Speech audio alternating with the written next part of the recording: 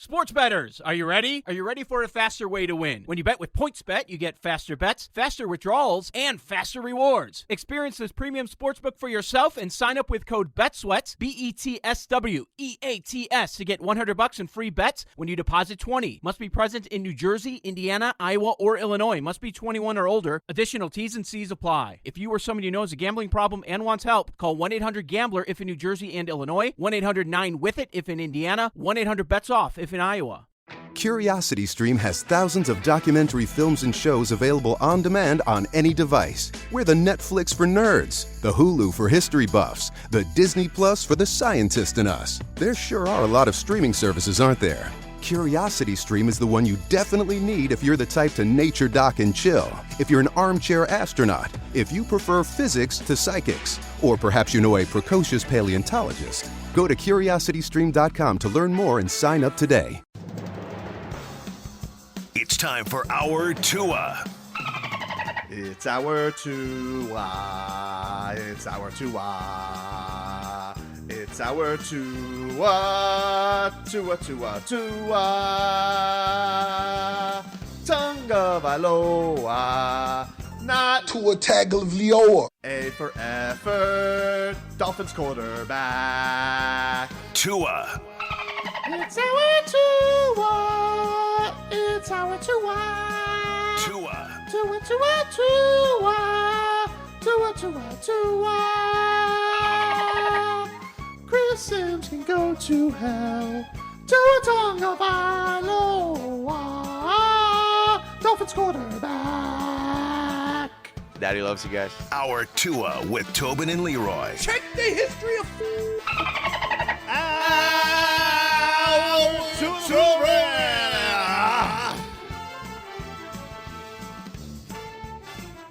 Tobin and Leroy here with you on 790 The Ticket.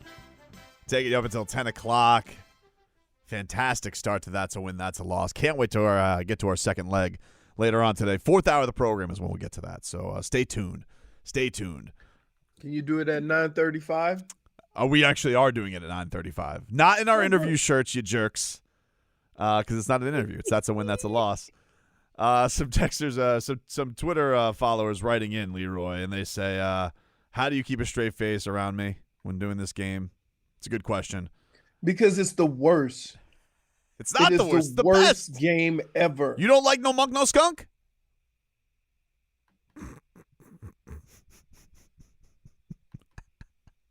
Keep that in mind, by the way, later for That's a Win, That's a Loss. Malik Monk. Big key to That's a Win, That's a Loss. Let's get to some headlines start off this hour, huh? This is The Ticket. WAXY South Miami. WSFS HD2 Miramar. With Tobin and Leroy. The Zaslow Show. And Hawk and Crowder.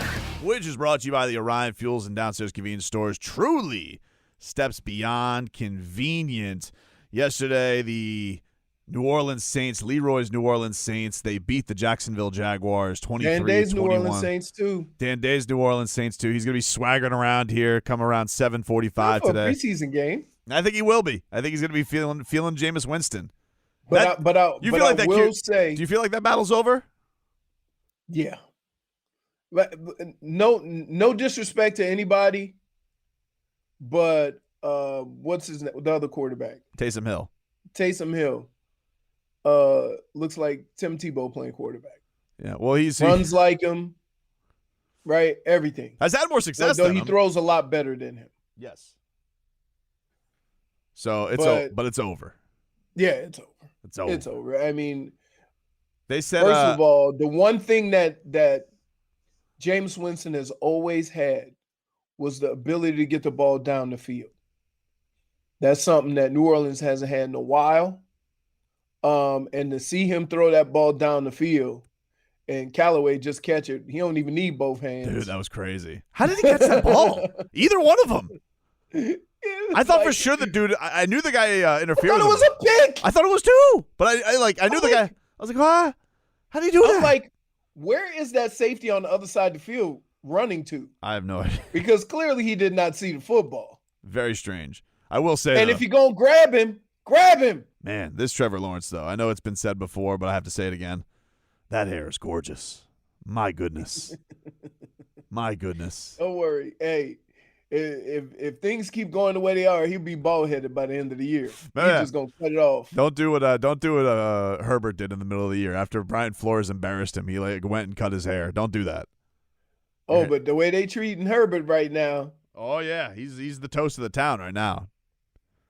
The one thing I hate about the Herbert thing that really bothers me is the comment that was made before he got drafted from Armando Salguero. Yeah.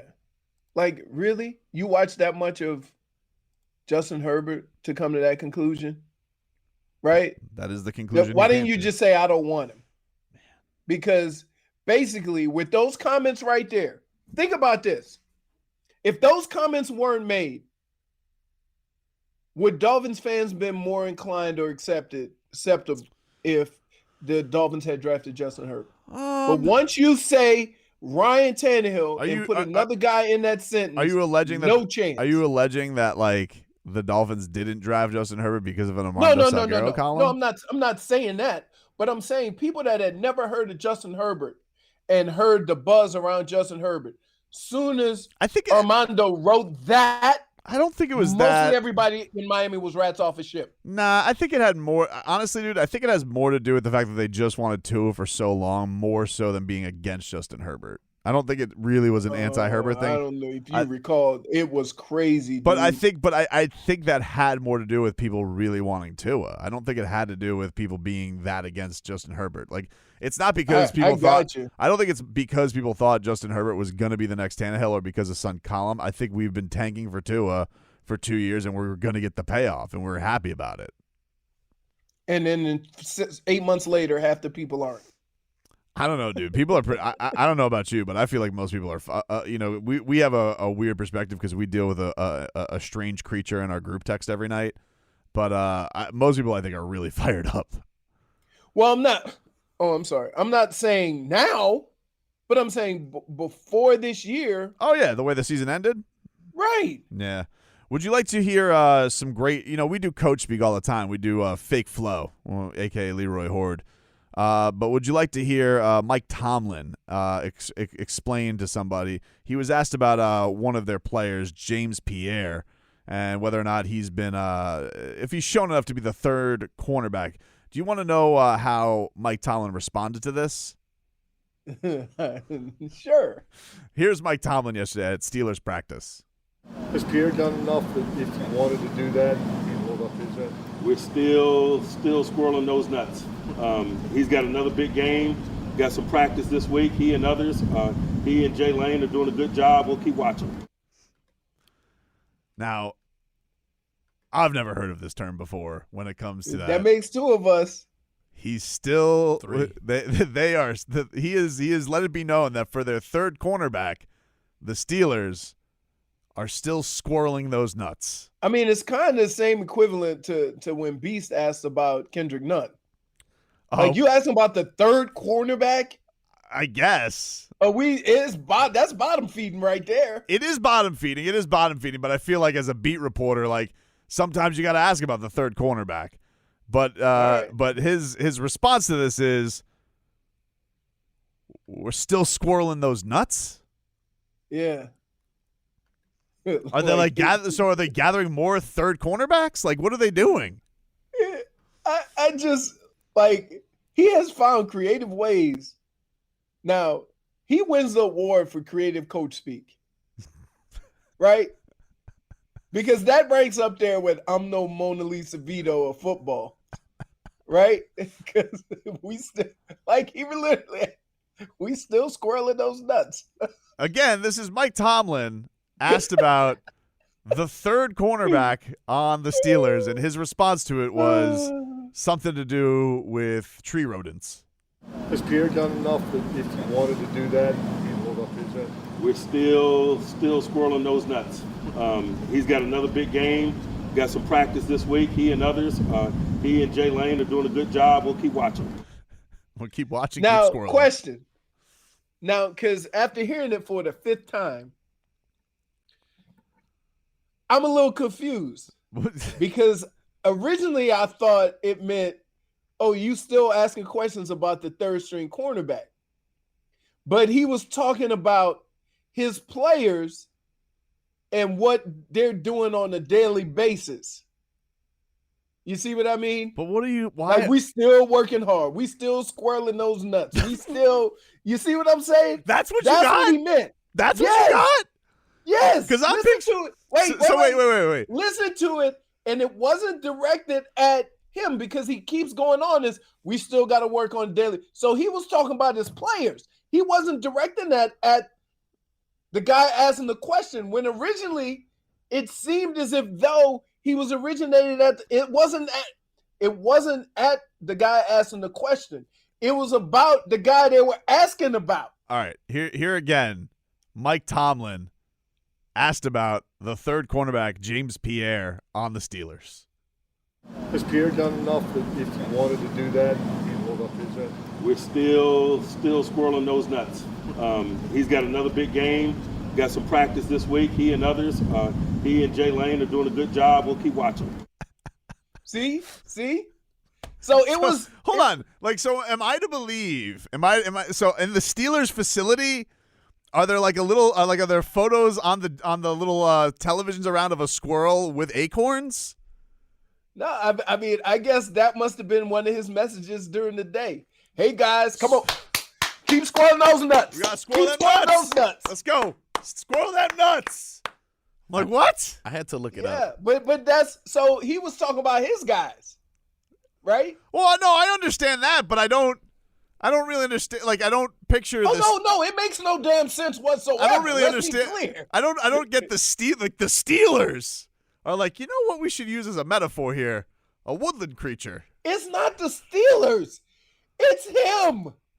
What did you find on this, Marcos? So there's two different definitions for squirrel. Noun is the one that we all know, the actual squirrel animal that walks around. The verb form of squirrel is to move in an inquisitive and restless manner.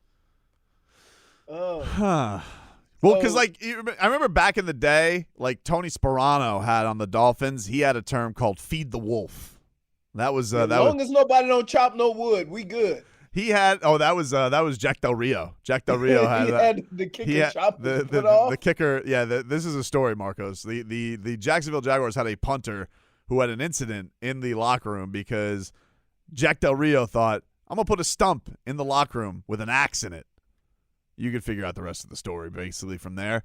Jesus. Tony Sperano had feed the wolf. I never really understood what the hell that term meant. He didn't bring a wolf to practice. It wasn't because like normally people have like the strength of the wolf is the pack. Like that's kind of like the term, like a team. But his was feed the wolf. I didn't understand it, but I gotta say the Steelers squirreling nuts. That takes the cake for me. Solid. Nothing gets you fired up like thinking of the most ferocious animal out there.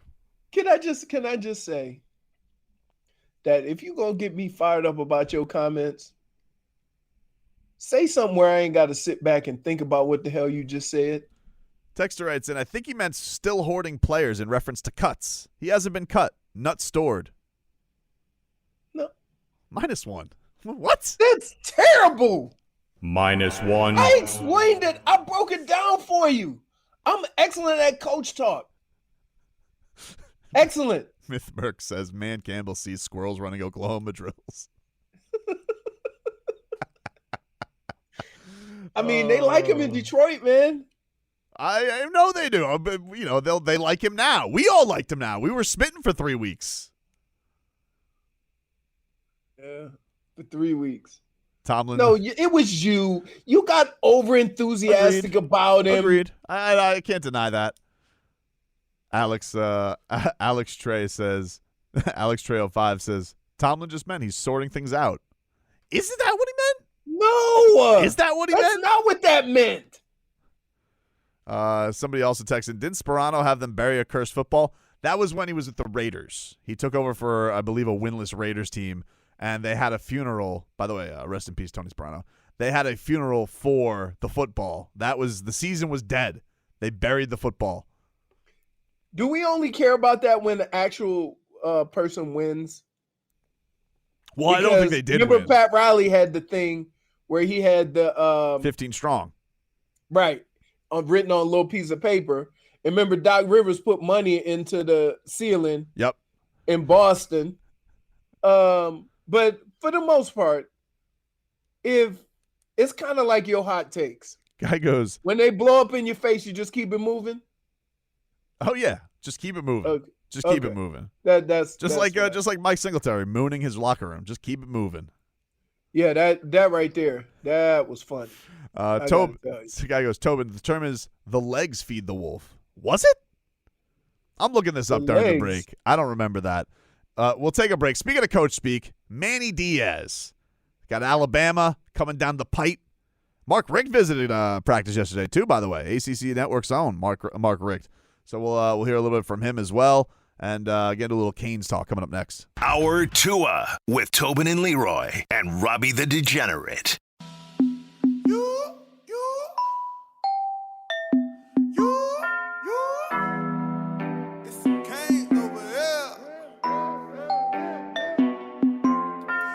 Chain, turn over chain, turn over chain, turn over chain, turn over chain. Oh, that's what they say, man. You see big homie get the fumble, he get over turnover chain. You see big homie get the pickoff, he get a turnover chain. Turnover chain, turnover chain, turnover chain, turnover chain. We need. How about that 15-yard flag?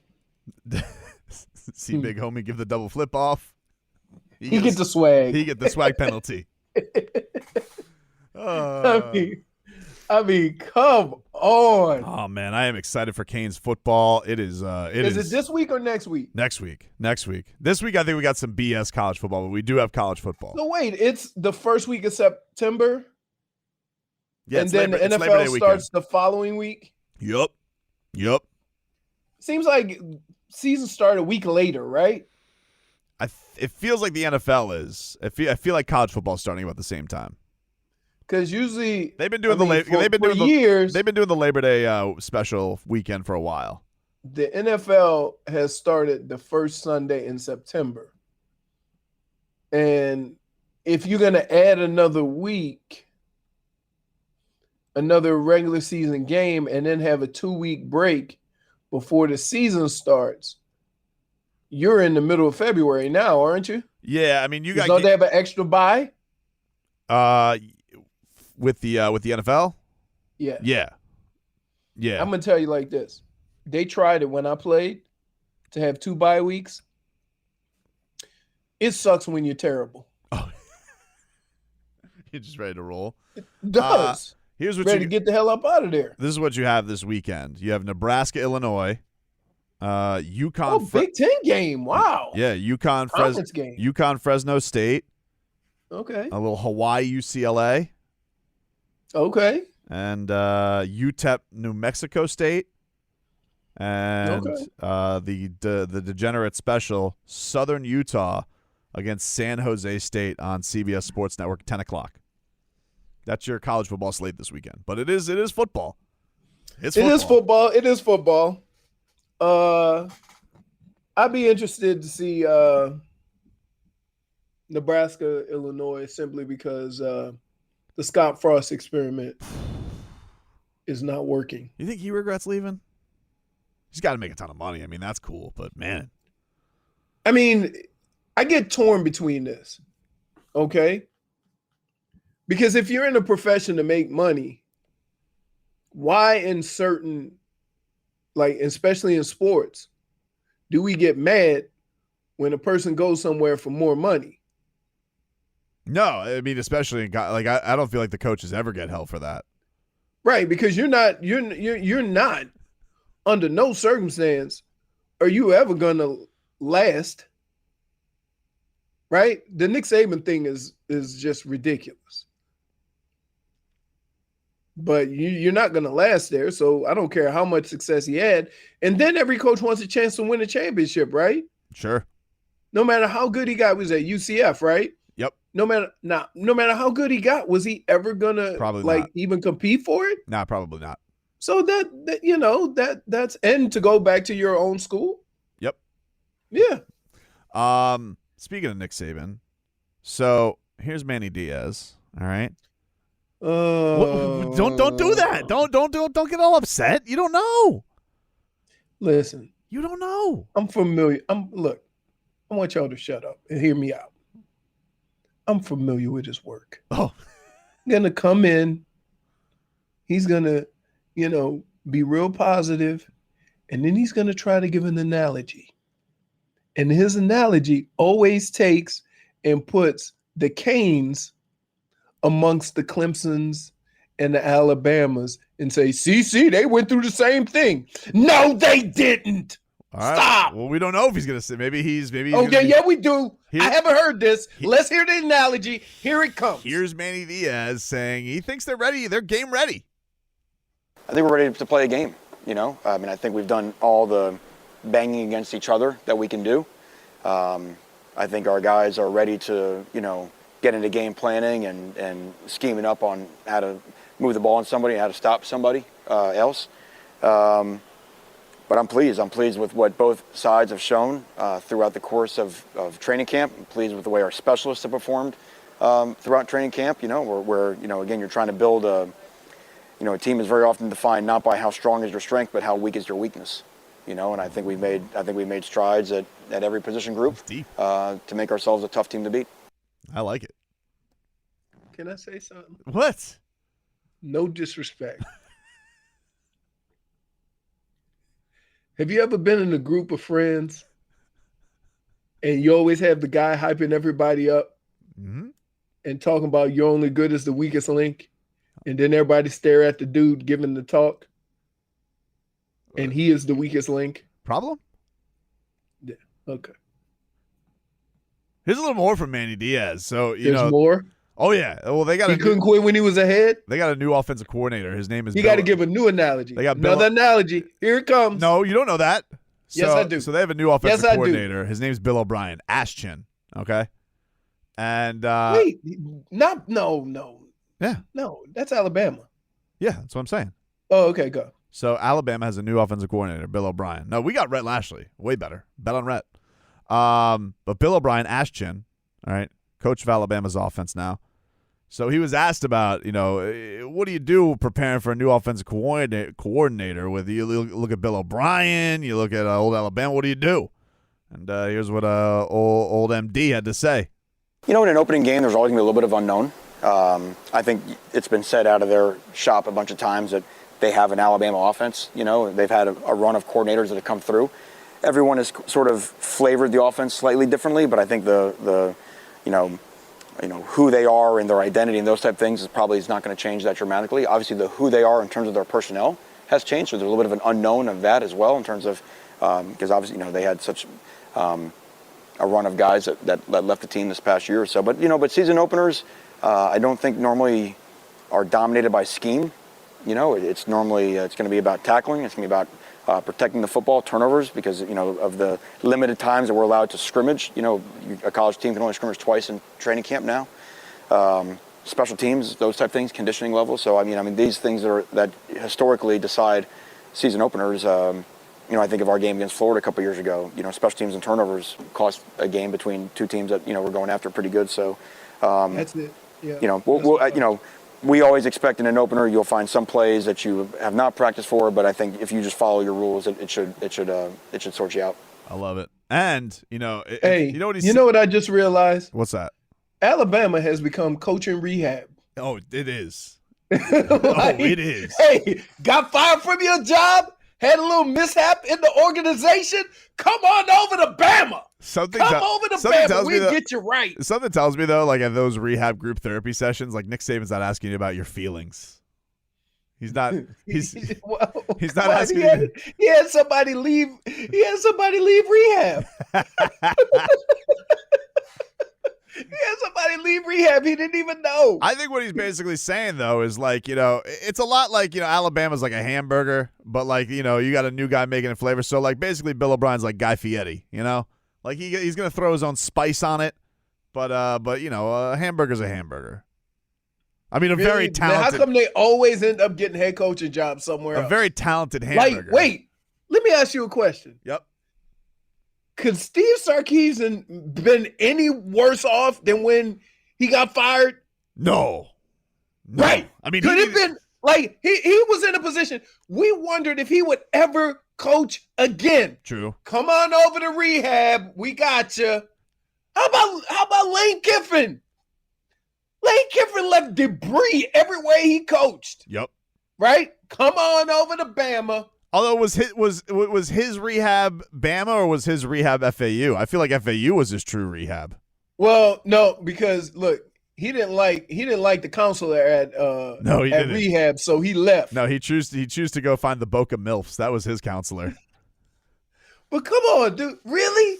Think about this. Think of all the coaches that went and got some get right and then have like good head coaching jobs.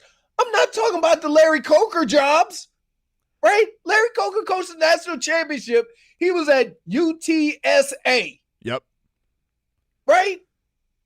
Where's Sarkisian is at? Where is he at now? Isn't he at USC? No, USC. Like, wow. Oh no, he's the head football coach of Texas. He was at USC. Texas. Yep. Texas. Dude.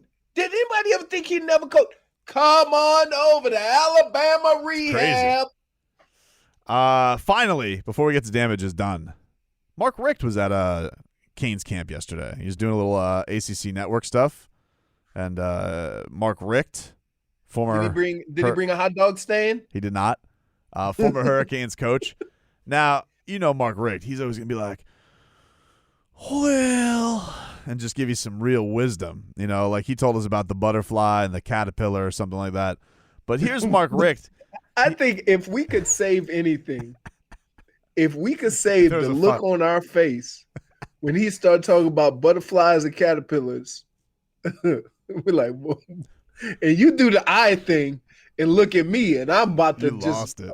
Yeah. But here's Mark Richt. Mark Richt, Mark Richt, he had Manny Diaz as his defensive coordinator. Then Manny Diaz, of course, took the Temple job. Mark Richt then resigned as head coach of the Miami Hurricanes because I think they wanted him to fire his son. And then so he ended his career. Didn't make the Canes pay him any money either. Good dude. So so Manny never coached Temple. Nope. Right. And the Canes paid $4 million. I think it was $4 million to get him back. And I wonder if they can we get that $4 million back? Here's Mark Richt saying, I always knew Manny Diaz was head coaching material. Well, I always knew Manny was head coaching material. He always could see the big picture. Obviously, he's a great position coach, defensive coordinator, play caller as a defensive coach. But he was also a guy that could see the big picture. And, when I had to make decisions, even while we were here together, I'd run things by him because I trusted his judgment on things that were off the field maybe or disciplinary things, whatever it may be. So I kind of knew he was destined to be a head coach, and I always felt like Miami would be a great fit for Coach Diaz, and he'd be a great fit for Miami, and here he is. I like that. I do like that for Mark Richt. Although I did kind of lose him after he just does my favorite line, which is, well... anything he says after that, I'm smitten. I'm a smitten kitten. Appropriately, it's time to get to our favorite Tuesday segment. Damage is done, my friend. Ooh, I got a good one. That's next. Our Tua with Tobin and Leroy. Gone, the damage done. It's time to get to our favorite Tuesday segment, ladies and gentlemen. The damage is done, my friend. Before we go around the room, say what the damage has been done. And you guys know how it works. Staple of the show. So, are you familiar, Leroy, with Everson Griffin? No. Defensive end. Menacing defensive end. Well, he was just signed by the Minnesota Vikings. Okay? Mm-hmm. Now, the thing is, it was a weird situation where, do you know the quarterback for the Minnesota Vikings? Yes. Kirk Cousins. Kirk Cousins, yeah. Well, the guy Everson, has made more money and nobody likes him. That's right. Nobody likes him. And Everson Griffin, he tweeted out in January, Kirk Cousins' ass. Thank you. And then he also tweeted, ask Zimmer if he wanted Kirk. He will tell you the truth.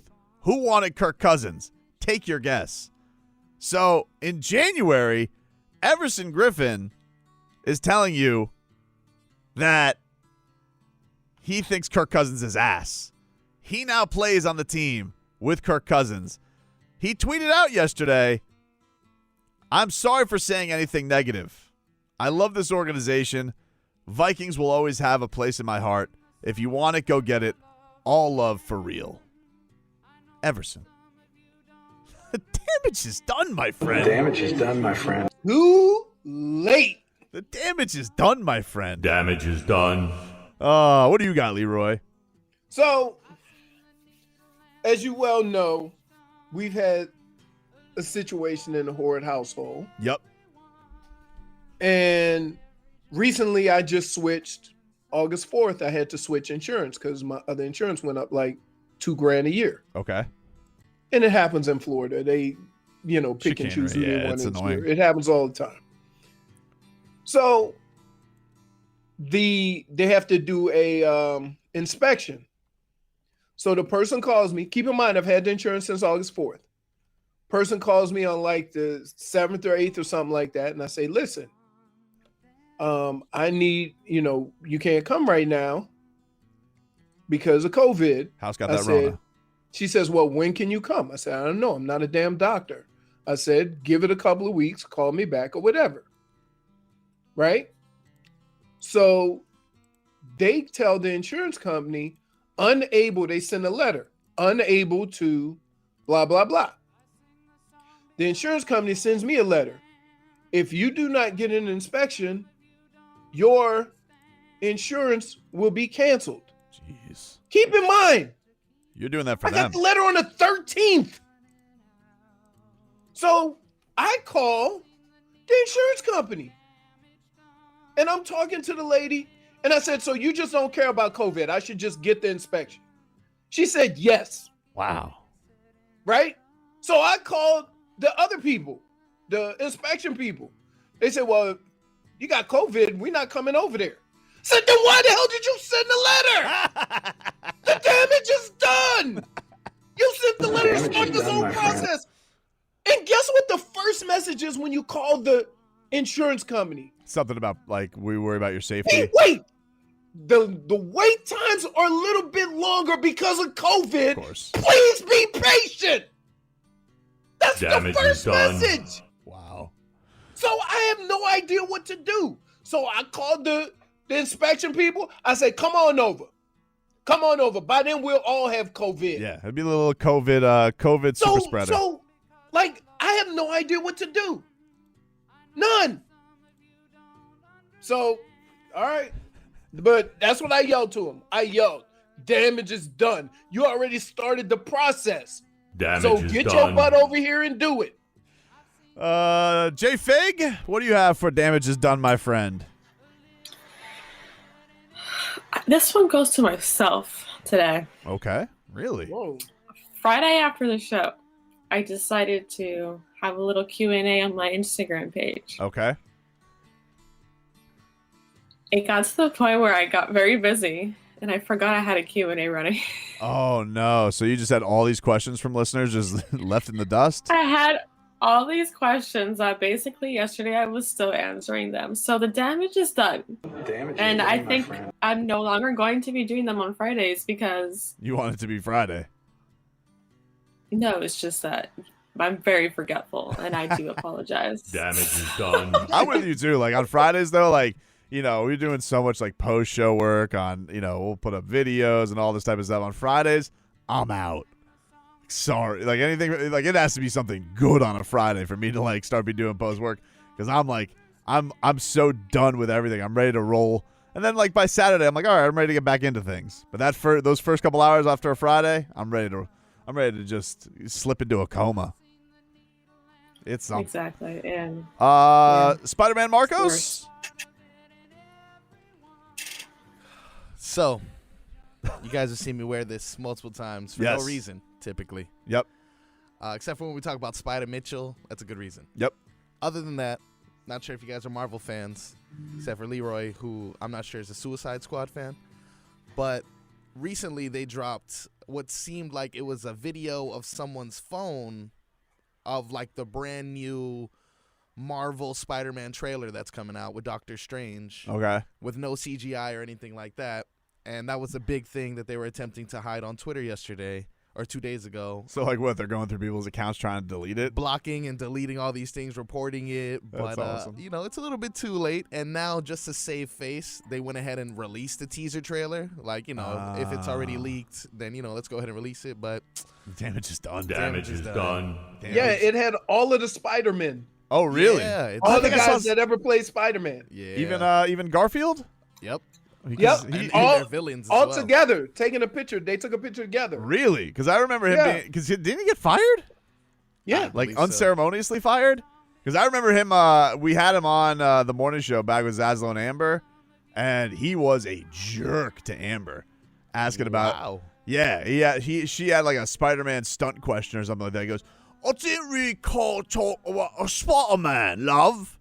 He was just, he was like Jeremy Piven was to Jay Fig. No. He was, Oh, it's amazing. I didn't really talk about a Spider-Man, love. Is that how he Dude, talks? here's the deal. That's how he talks. At That is least how he he called talks. her love. I don't know if he did call her love. Why can't people understand the reason why you are here is because you played Spider-Man? That's right. Not because of that rom-com you just made. I don't know even what movie. I don't even remember what movie he was promoting. But, Right. But asked him a Spider-Man question, and people are like, "Oh, you should have known that he was unceremoniously fired." Like, bro, we follow sports. I don't follow like the drama of what happened to the people. People lose superhero gigs all the time. Maybe they're just gonna have like not the actor necessarily, but just like the digital version of him masked up already. There's a picture on Twitter with the three of them standing in their Spider-Man outfits with no mask on. So they're all standing there. Man, so he's back, and now he owes Amber an apology. I think he does. I think he owes Amber an apology. Too I think late. he does. Amber's moved on. Damage is done. Yeah, damage is done. Damage is done to Amber Wilson. Now, You know? do we care less about the different Spider-Men I don't. You know what? than we do the different Batmen? Shameful admission. I haven't seen a Spider-Man since Tobey Maguire. Really? Nope. Oh, no! Wow! He I'm just sorry. break his mask. Wow! Except Avengers doesn't count though. Like I saw, obviously, spoiler alert, what happened to Spider-Man in one of the Avengers. Like, but I haven't seen. Oh, so you just see when Spidey got dusted up? Yeah, I saw him get dusted up. I saw him get dusted up. The only Spider-Man. But here's the But I deal. haven't seen a Spider-Man movie. And my son except Spider-Verse, the cartoon, the new cartoon. My son loves that movie. Really. That's a good The, one. No, that's the a good thing one. about Spider-Man is that like he's like of all the superheroes, he's the least experienced. So he's just a kid. And that's what, you know, and Tony Stark's kind of took him under his wing and gave him that high-tech stuff. So I really like the way like Marvel has kind of tied all their stuff together, whereas DC, every movie is kind of different and every superhero is kind of on their own except for, you know, the Justice League. Oh man. Because they had to figure out a way to include bum-ass Aquaman. Yeah, he sucks, Aquaman.